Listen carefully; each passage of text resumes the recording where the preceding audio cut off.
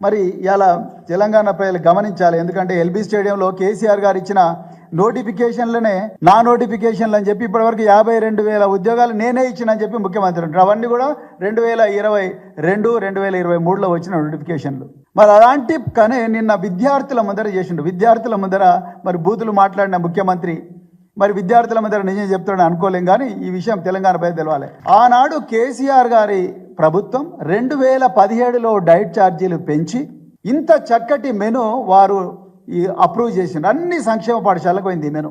అప్పుడే కేసీఆర్ గారు గమనించి ఏమయ్యా మరి డబ్బున్న వాళ్ళే తినాలన్నా మటను, పేదవాళ్ళు తినకూడదా, ఈ పిల్లలకు కూడా మటన్ పెట్టాలి, అవసరం అనుకుంటే యాటలు స్కూళ్ళలోనే కోయాలి, ఎక్కడో మార్కెట్లలో పోయి తీసుకొచ్చుడు కాదు, యాటలు స్కూళ్ళలోనే కోయాలి అని చెప్పి మరి ఆ పిల్లలకు 4 సార్లు చికెను, 2 సార్లు మటను, 5 సార్లు ఎగ్గు, అదే విధంగా రాగి మాల్టు ఇవన్నీ ఇచ్చి నెయ్యి కూడా ఇచ్చిన, ఒక సన్న బియ్యం ఇచ్చి నెయ్యి ఇచ్చిన గొప్ప మానవతావాది, ఒక గొప్ప తండ్రి లాంటి వ్యక్తి కేసీఆర్ గారు.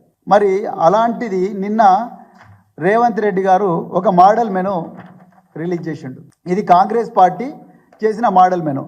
తెలంగాణ ప్రజలు జాగ్రత్తగా గమనించాల్సింది ఏంటంటే ఈ మెనుకు మా మెనుకు ఏమి తేడా లేదు. మేము 4 సార్లు చికెన్ పెట్టినాము, మీరు 4 సార్లు చికెన్ పెడుతున్నారు. మేము 2 సార్లు మటన్ పెట్టినాము, మీరు 2 సార్లు మటన్ పెడుతున్నారు. మేము 5 సార్లు ఎగ్ ఇచ్చినాము, మీరు 5 సార్లు ఎగ్ ఇస్తున్నారు. మరి మీరు చేసింది ఏంది? మరి మీరు సోషల్ మీడియాలల్లో ఎక్కడ చూడు 40% పెంచినాం, విప్లవం సృష్టించినాం,